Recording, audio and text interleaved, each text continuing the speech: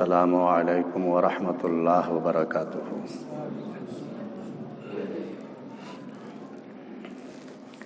تمام تعریف اللہ کے لیے جو رب ہے عالمین کا، خالق و مالک ہے کائنات سارے جہان کا۔ اللہ کی تعریف کے بعد درود ہو جناب حضرت محمد مصطفیٰ صلی اللہ تعالی علیہ وسلم اور آپ کی آل پر، جیسا کہ آپ کا مرتبہ ہے، عظمت و شان ہے کہ آپ اللہ کے پیارے محبوب ہیں، نبیوں کے نبی ہیں اور رسولوں کے بھی رسول ہیں، شاہوں کے تاج، تاجداروں کے بھی تاجدار ہیں، کشتی یہ ملت کے کھے بنہار، سب سے انوکھے اور سب سے نرالے ہیں، حضرت عبداللہ کی آنکھوں کے تارے اور عام نبی کے راج دلارے ہیں، جن کا نام گرامی جناب محمد الرسول اللہ صلی اللہ تعالی علیہ وسلم، جو 14ویں کے چاند سے بھی زیادہ روشن اور اللہ کے بعد سب سے افضل و اعلیٰ ہیں، آپ کی مقدس بارگاہ میں ادب کے ساتھ درود و سلام کا ہدیہ پیش کریں اور محبت سے پڑھیں۔ اللہم صلی علی سیدنا و شفیعنا و نبینا و حبیبنا و مولانا محمد مبارک وسلم صلاۃ و سلاما علیک یا رسول اللہ، الصلاۃ والسلام علیک یا حبیب۔ محترم بزرگوں اور دوستوں، پیارے اسلامی بھائیوں، انسان میں بہت ساری باتیں فطری ہیں اور پوجنا یعنی عبادت کرنا بھی یہ ایک انسان کی فطرت ہے۔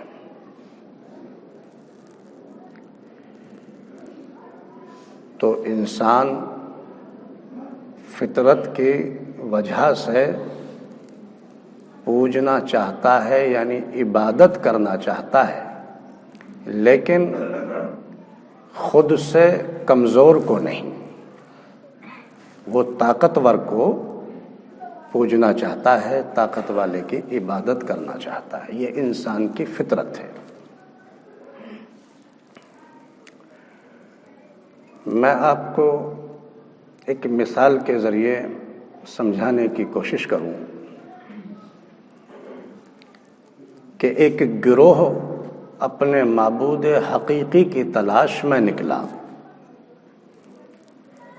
کہ طاقت والے کو جانیں، قدرت والے کو سمجھیں اور ہم اس کی عبادت کریں۔ تو جب وہ گروہ آگے بڑھا، اس نے دیکھا کہ مٹی کا ایک بہت بڑا ٹیلہ ہے، وہ لوگ وہاں ٹھہر گئے کہ بھئی یہ بہت بڑا ہے، اسی کو ہم پوجیں، اسی کی عبادت کریں۔ لیکن ٹھہرنے والے کچھ ٹھہر گئے، اہل بصیرت آگے بڑھے اور انہوں نے کہا کہ جب پوجنا ہی ہے تو کیوں نہ ہم پتھر کو پوجیں، پتھر اس سے زیادہ طاقت رکھتا ہے کہ اس مٹی کے توندے کو چکنا چور کر دے گا۔ جن کو ٹھہرنا تھا وہ پتھر کے پاس ٹھہر گئے، لیکن اہل علم، اہل بصیرت پھر آگے بڑھے اور انہوں نے کہا کہ جب ہمیں پوجنا ہی ہے تو ہم کیوں نہ اس لوہے کو پوجیں جو اس پتھر کو بھی چکنا چور کر دیتا ہے، طاقت والا ہے، مضبوط ہے، ہم لوہے کو پوجیں۔ جن کو کھڑا ہونا تھا، رکنا تھا، وہ وہاں رک گئے، لیکن اہل بصیرت پھر اور آگے بڑھے اور انہوں نے کہا کہ جب ہمیں پوجنا ہی ہے تو ہم کیوں نہ آگ کو پوجیں کہ آگ میں وہ طاقت ہے کہ اس مضبوط لوہے کو بھی اپنے شعلوں سے پگھلا کر آتش سیال بنا کر بہا دیتی ہے، وہ مضبوط ہے، وہ طاقت رکھتی ہے، تو ہم کیوں نہ آگ کو ہی پوجیں۔ جن کو ٹھہرنا تھا وہ آگ کے پاس ٹھہر گئے، لیکن اہل بصیرت اور آگے بڑھے کہ بھائی ہمیں جب پوجنا ہی ہے تو ہم کیوں نہ پانی کے قطروں کو پوجیں، پانی کو پوجیں۔ پانی میں وہ طاقت ہے کہ اس آسمان سے باتیں کرتے ہوئے اس آگ کے شعلوں کو بھی اپنے قطروں سے بجھا دیتا ہے۔ اس پانی کی طرف جب بڑھے، دریا کے پاس پہنچے، دریا میں اٹھتی ہی لہروں کو دیکھا، پانی پر روانی کو دیکھا، جن کو ٹھہرنا تھا وہ ٹھہر گئے، مگر اہل علم اہل بصیرت اور آگے بڑھے کہ اس پانی میں جو روانی ہے، اس دریا کی جو لہریں ہیں، اس کی خود سے نہیں ہیں بلکہ چاند کی چاندنی سے اس دریا میں یہ لہریں اٹھتی ہیں، یہ موجوں میں لہر آتی ہے اور یہ روانی پیدا ہوتی ہے۔ چاند کی چاندنی میں وہ طاقت ہے تو کیوں نہ چاند کو پوجا جائے۔ لوگوں نے فیصلہ کرا، چاند کی طرف بڑھنا چاہا۔ چاند نے آواز دی کہ اے لوگوں سنو، مجھے طاقت والا سمجھ رہے ہو، مجھے قدرت والا سمجھ رہے ہو؟ نہیں، میری اپنی خود کی روشنی نہیں ہے، میری روشنی تو خود میری مانگی ہوئی روشنی ہے۔ اہل علم کہتے ہیں، علم حیت والے کہتے ہیں، سائنسداں بھی کہتے ہیں کہ چاند کی روشنی میں جو روشنی ہے چاند میں، وہ سورج سے روشنی ملتی ہے اور چاند سے چھنتی ہے۔ جب علم حیت والوں نے یہ جانا کہ چاند کی روشنی خود اس کی اپنی نہیں ہے، اور پھر اس کا تو وجود اتنا ہے کہ ایک دن ہی کامل نظر آتا ہے، اور اسی رات سے شروع سے گھٹتا رہتا ہے، پھر ایک دن کامل نظر آتا ہے تو پھر گھٹتا رہتا ہے، یہاں تک کہ گھٹتے گھٹتے یہ غائب ہو جاتا ہے۔ تو یقیناً یہ اس لائق نہیں ہے جو اس کو پوجا جائے۔ سورج کی طرف بڑھے، لیکن جن کو ٹھہرنا تھا وہ سورج پر فیصلہ کر لیا کہ یہ سورج طاقت والا ہے، قدرت والا ہے، اسی کی عبادت کی جائے، اسی کی پوجا کی جائے۔ لیکن اہل علم اور اہل بصیرت اور آگے بڑھے اور انہوں نے کہا کہ یہ سورج بھی اتنی طاقت نہیں رکھتا، یہ صرف آدھی دنیا کو روشن کرتا ہے اور آدھی دنیا تاریک رہتی ہے، تو اس لیے یہ اس لائق نہیں ہے جو اس کو پوجا جائے یا اس کی عبادت کی جائے۔ ارے ہمیں تو اس کی تلاش ہے کہ نور السماوات والارض، جو زمین و آسمانوں کا نور ہو، جو ظاہر کو بھی روشن رکھے اور باطن کو بھی روشن رکھے، ہمیں اس کی تلاش ہے۔ اہل علم اہل بصیرت والوں کا جو گروہ آگے بڑھا، فرض کر لو کہ سرزمین حجاز مقدس پہنچا، سرزمین حجاز مقدس پہنچا، دیکھا ہے کہ انسان کو، کہ دیکھنے میں انسان ہے، چلنے میں بھی وہ انسان ہے، بولنے میں بھی انسان ہی ہے، اور اٹھنے بیٹھنے میں انسان ہی ہے، ہر ادا اس کی بتا رہی ہے کہ یہ انسان ہے۔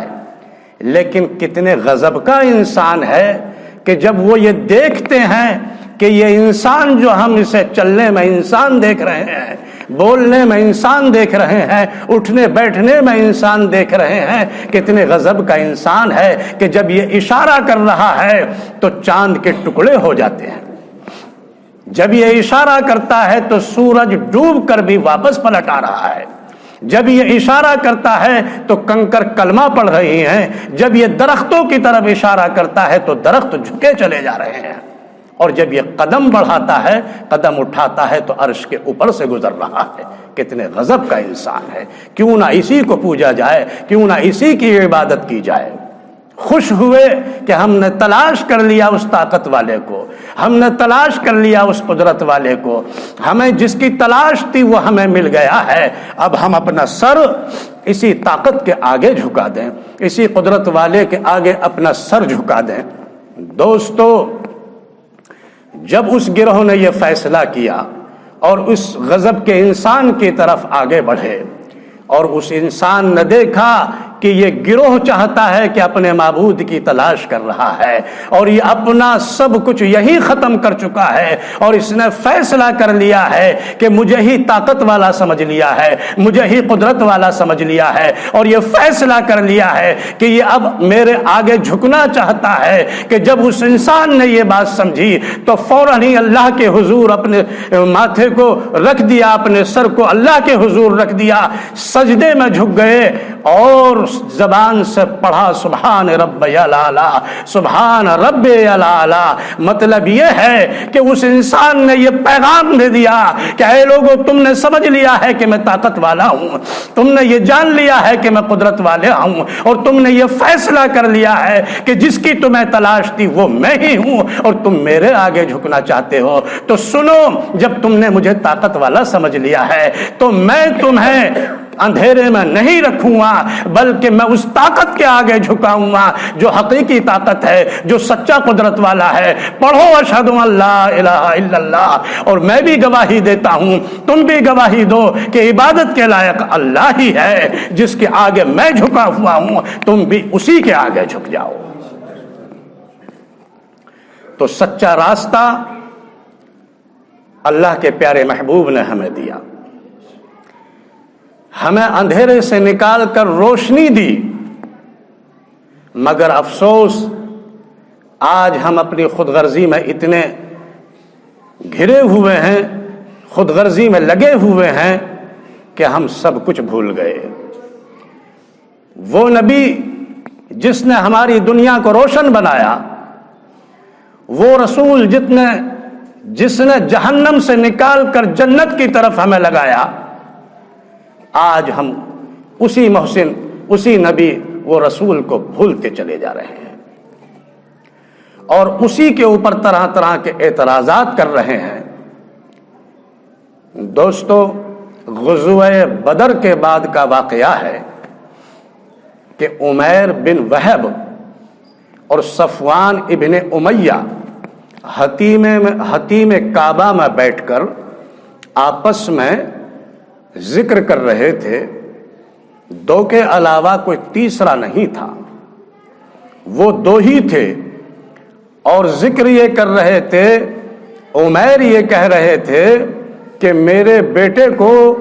جنگ بدر میں گرفتار کر لیا گیا ہے اور اس عبداللہ کے بیٹے محمد نے ایسے حالات پیدا کر دیے ہیں کہ سبھی کا جینا دوبھر کر دیا ہے۔ اگر مجھے یہ فکر نہ ہوتی کہ میرے اوپر قرض نہ ہوتا اور مجھے باقی اپنے اہل خانہ کی پرورش کی فکر نہ ہوتی تو میں عبداللہ کے بیٹے محمد کا کام تمام کر دیتا۔ جب یہ ذکر ہوا تو صفوان بن امیہ نے کہا کہ تم فکر مت کرو، اگر تمہارے اندر اتنا جذبہ ہے، تم اتنی طاقت رکھتے ہو اور اس بات کی پوری طرح سے تمہیں فکر ہے کہ ایسا کر گزرو گے، تو تمہارے قرض کو ہم ادا کر دیں گے اور تمہارے بچوں کی پرورش کی بھی ذمہ داری ہم لیتے ہیں۔ یہ ان دونوں میں فیصلہ ہوا اور پھر عمیر ابن وہب جاتے ہیں رسول اللہ کی طرف۔ وہ صبح کا سہانا وقت تھا اور اس وقت حضرت عمر فاروق اعظم رضی اللہ تعالیٰ عنہ اپنے ساتھیوں میں بیٹھے ہوئے جنگ بدر کا ہی ذکر کر رہے تھے۔ اچانک دیکھا کہ عمیر آتے ہوئے دکھائی دیے، تیور بتا رہے تھے کہ ان کا ذہن ٹھیک نہیں ہے، یہ محبت سے نہیں آ رہے ہیں بلکہ اپنے دل و دماغ میں دشمنی لے کر آ رہے ہیں۔ ان کے تیور کو سمجھا اور حضرت عمر فاروق اعظم نے کہا کہ عمیر، تم کس لیے آئے ہو؟ تمہارے تیور ٹھیک نہیں ہیں، تمہاری حالت مجھے اچھی نہیں لگ رہی ہے، تم دشمنی لے کر ہماری طرف آ رہے ہو۔ اس گفتگو کو رسول اللہ نے سنا۔ آپ نے جب یہ سنا تو آپ نے ارشاد فرمایا کہ اے عمر، عمیر کو آنے دو۔ عمیر بارگاہ رسالت میں پہنچے، سلام کیا، وہی جہالت والا سلام۔ رسول اللہ نے اسی وقت اصلاح فرمائی تھی کہ جو سلام تم نے کیا ہے یہ جہالت کا سلام ہے اور یہ انسان کی خیر و خوبی والا سلام نہیں ہے، یہ ایک پہر کی خیریت کے لیے کہتا ہے، اس لیے یہ ٹھیک نہیں، بلکہ یہ سلام بہتر ہے۔ اور اسلام کا سلام یہ ہے کہ السلام علیکم، سلامتی ہو تم پر۔ جس کے لیے سلام کیا جاتا ہے یہ سلامتی کے لیے ہے، اور جواب میں وہ بھی وعلیکم السلام کہتا ہے تو وہ بھی سلامتی کے ہی لیے دعا کرتا ہے۔ اور یہ ایسا خیر والا سلام ہے کہ اگر کسی کے ہاں موت ہوئی ہو تب بھی آپ سلام کر سکتے ہیں، اور کسی کے ہاں خوشی ہو تب بھی آپ سلام کر سکتے ہیں۔ کبھی بھی کسی کو کوئی تکلیف نہیں ہے، بلکہ ہر وقت دعا ہے اس کے لیے کہ اللہ تبارک و تعالیٰ سلامتی پر رکھے۔ رسول اللہ نے اسی وقت اصلاح فرمائی۔ بہرحال حضرت عمیر بن وہب سے رسول اللہ نے فرمایا کہ اے عمیر، تم یہ ارادہ لے کر آئے ہو کہ تم میرا کام تمام کر دو؟ عمیر گھبرا گئے۔ اے عمیر، کیا تم دونوں میں یہ باتیں نہیں ہو رہی تھی؟ تمہارے قرض اتارنے کی ذمہ داری جو ہے صفوان ابن امیہ نے لی ہے، تمہارے بچوں کی پرورش کی ذمہ داری صفوان ابن امیہ نے لی ہے، اور تم نے کیا یہ فیصلہ نہیں کیا ہے کہ تم میرا کام تمام کر دو؟ عمیر گھبرا گئے، زندگی میں انقلاب آ گیا، دماغ پریشان ہو گیا کہ جب ہم نے یہ مشورہ کیا تھا تو دو کے علاوہ کوئی تیسرا نہیں تھا، اور یہ مشورہ کیا تھا ہم نے حتیم کعبہ میں، لیکن مدینے والا یہاں بیٹھے بیٹھے یہ بتا رہا ہے کہ تم میں یہ فیصلہ ہوا تھا کہ تم یہ ارادہ لے کر نہیں آئے ہو۔ جب ان حالات کو دیکھا، جب اس بات کو دیکھا تو عمیر بن وہب گئے تو اس لیے تھے کہ رسول اللہ کا کام تمام کر دیا جائے، لیکن زبان سے پڑھا لا الہ الا اللہ محمد الرسول اللہ، میں سچے دل سے ایمان لاتا ہوں یا رسول اللہ میں آپ پر قربان ہوتا ہوں کہ جو مدینے میں بیٹھ کر ہمارے مکے کے حالات بتا رہا ہو، یقیناً وہ اس لائق ہے کہ وہ جدھر جھک رہا ہے ادھر ہی ہمیں بھی جھکنا چاہیے۔ آج تو لوگ رسول اللہ صلی اللہ تعالی علیہ وسلم پر اعتراضات کی بوچھار لگا رہے ہیں، طرح طرح کی کمیاں ڈھونڈ رہے ہیں، رسول اللہ کی ان خوبیوں کی طرف نہیں دیکھ رہے کہ جنہوں نے جہنم سے نکال کر جنت کی طرف ہمیں لگا دیا ہے۔ وآخر دعوانا الحمدللہ رب العالمین۔